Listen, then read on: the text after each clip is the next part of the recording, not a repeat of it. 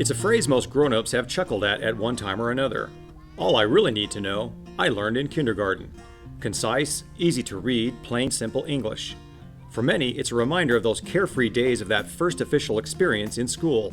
And for kindergartners in the classroom of Reynolds elementary teacher Melanie Nance, that phrase may sound more like todo lo que realmente necesito saber lo aprende en kindergarten. The whole day is in Spanish. They don't even know that I speak English. And some of the brighter ones are catching on now, and they say, you live here in the United States, you must know a little bit of English. Of course, she does, but English is not the order of the day in this dual language immersion program. My class is composed of a third English-only speakers, a third of kids that come from a background where they might know a little bit of Spanish, but they're not fluent, and then about a third of them were fluent in Spanish. According to Melanie, one should not confuse dual language with traditional bilingual instruction. This has a completely different purpose. The intent here is to create children that are biliterate and bilingual. For Melanie, now in her 22nd year teaching, the language she uses for instruction matters not. All that counts is that she is doing what she loves. I never made the decision, I just naturally knew that's what I wanted to do. For Reynolds principal Gina Zybert, it took less than un momento to realize Melanie's special qualities inside the classroom. I knew it from the moment that I saw her teaching in the classroom that Melanie Nance is a very special teacher.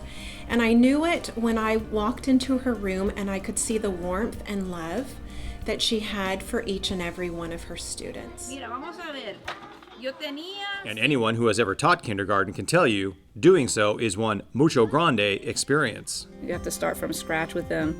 They can't walk in a line, they can't write their names. You have to have about 80 activities to keep the day going. And that typically leads to what is so elegantly referred to as a siesta. You talk to any kindergarten teacher the first month of school, they'll tell you the first thing they go do when they go home is they take a nap because it's exhausting. Fellow kindergarten instructor Yvette Buenita, who is just beginning her teaching career, says Melanie is nothing short of being a major, how shall we say this, inspirar. The amount of passion and how much she cares about the children on a much deeper level, it's inspiring. Regardless of the language, the spoken word has not changed.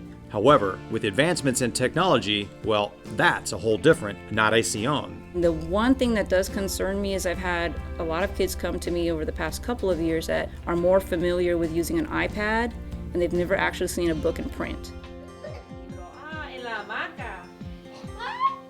And for this veteran teacher, books, or in this case, libros, will never go out of style in her classroom. With my love of literature, that's one thing I'm afraid to let go of. They need to have that interaction with the paper and the pages and turning the page and seeing a book that doesn't animate all the time. And in the same way each book is different, to Melanie, each of her niños and niñas are equally único. It's my challenge the first couple of months to try to spend as much time talking to each kid and find out who they are, how they're different, what they like, and how I can best reach them.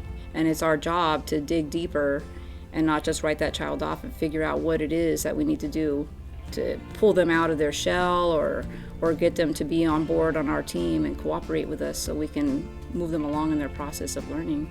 For Principal Zybert, a quick visit to Melanie's classroom can make any day bueno. I love being in her classroom. I can tell you that if I could sit in the back of her classroom every day, I absolutely would. Speaking of classroom visits, there was the day this past spring when former Superintendent Larry Perrondi dropped in, as did her 4th grade son, Justin. It was really touching. He's the baby, and he was very proud, and he's very proud of me still. She was thrilled and even cried, and she had shared that she does this job, and it's not a job for her. She does it because she loves children. I do fall in love with the kids, and we become like a family, and I, accidentally get called mom every now and then, and I tell them, jokingly, call me grandmom, okay?